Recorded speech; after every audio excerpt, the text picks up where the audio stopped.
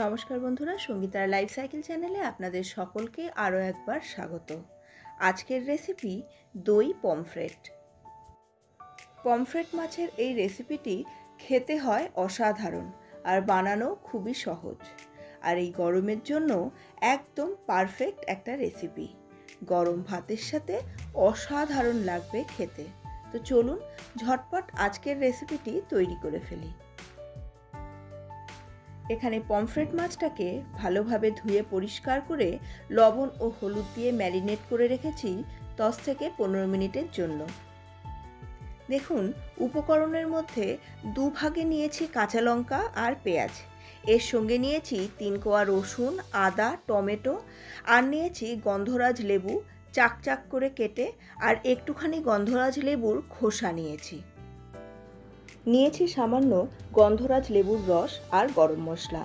গরম মশলার মধ্যে আছে দারচিনি, লবঙ্গ আর গোলমরিচ। আর নিয়েছি 1 বাটি টক দই, একদম ফ্রেশ টক দই, আর খুব ভালো করে এটাকে ফেটিয়ে নিয়েছি।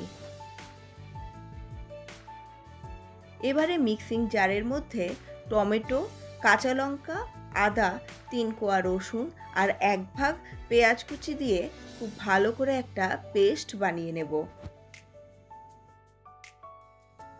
কড়াইয়ে সরষের তেল গরম করে নিয়ে এর মধ্যে সামান্য একটুখানি লবণ ও হলুদ দিয়ে নিয়েছি। এইভাবে মাছ ভাজার সময় তেলের মধ্যেই যদি সামান্য লবণ আর হলুদ মিশিয়ে নেওয়া যায়, তাহলে কিন্তু মাছ ভাজার সময় একদম তেল ছিটবে না। পমফ্রেট মাছ কিন্তু খুব কড়া করে ভাজতে হয় না, তাহলে শক্ত হয়ে যাবে। মাছগুলো একটু এপিট ওপিট করে তুলে নিলেই হবে। মাছের ঝোলটা মাছ ভাজার তেলেই করব। ফোড়নের জন্য প্রথমে দিয়েছি সামান্য একটুখানি কালো জিরে আর 2টো শুকনো লঙ্কাকে একটু ছিঁড়ে এর মধ্যে দিয়ে দিয়েছি। এরপর এখানে বাকি যে পেঁয়াজ কুচিটা ছিল সেটাকেও দিয়ে দিয়েছি। এবার ভালো করে মিনিট খানেক নাড়াচাড়া করে নেব। পেঁয়াজটা একটু ভাজা হয়ে গেলেই এর মধ্যে কেটে রাখা বাকি টমেটোটা দিয়ে দেব। টমেটো থেকে একটু জল বের হয়, তাই পেঁয়াজটাকে আগে একটু ভালো করে ভেজে নিতে হবে। টমেটোটা যখন একটু নরম হয়ে আসবে, তখন এর মধ্যে বেটে রাখা সমস্ত মশলাটাকে দিয়ে দেব। এরপর মশলা সহ সবটাকে খুব ভালো করে কষিয়ে নিতে হবে। মশলাটা কষানোর সময় এর মধ্যে সামান্য একটু লবণ ও হলুদ দিয়ে দেব। মশলাটা কষানো হয়ে গেলেই তেলটা উপরে ভেসে উঠবে।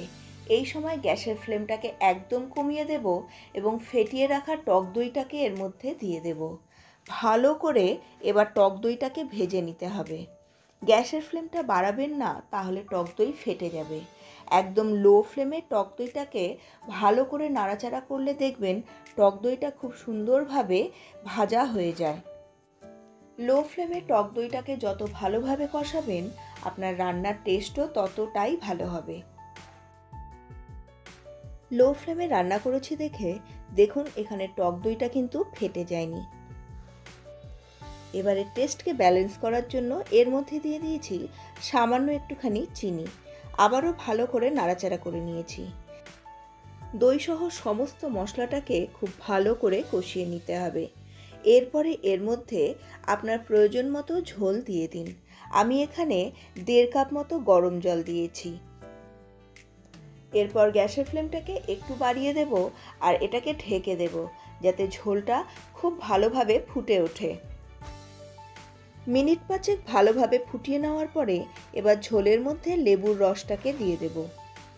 এর সঙ্গে সঙ্গেই 3-4টে কাঁচা লঙ্কাকে মাঝখান থেকে চিড়ে দিয়ে দেব। এরপরে ভেজে রাখা সমস্ত মাছটাকে এর মধ্যে দিয়ে দেব। ঝোলের মধ্যে মাছটা যখন ভালোভাবে ফুটে উঠবে, তখন এর মধ্যে লেবুর যে খোসার টুকরোগুলো নিয়েছিলাম সেই টুকরোগুলোকে দিয়ে দেব। তবে লেবুর খোসাগুলো দেওয়ার আগে খোসার ভেতরের সাদা অংশটাকে খুব ভালো করে পরিষ্কার করে নেবেন। খোসার সঙ্গে যদি সাদা অংশটাও ঝোলে চলে যায়, তাহলে কিন্তু ঝোলটা তিতো হয়ে যাবে। লেবুর খোসা দেওয়ার সাথে সাথেই গ্যাসের ফ্লেমটা অফ করে দেব এবং এটাকে ঢেকে রেখে দেব।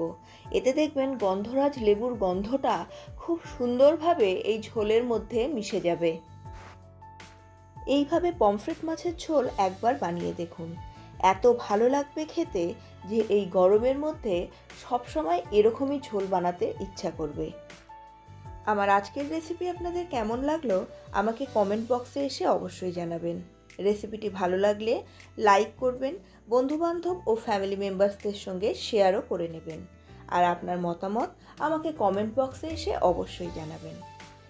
আপনারা যদি আমার চ্যানেলে নতুন হন তাহলে চ্যানেলটিকে সাবস্ক্রাইব করে আমার পাশে থাকুন।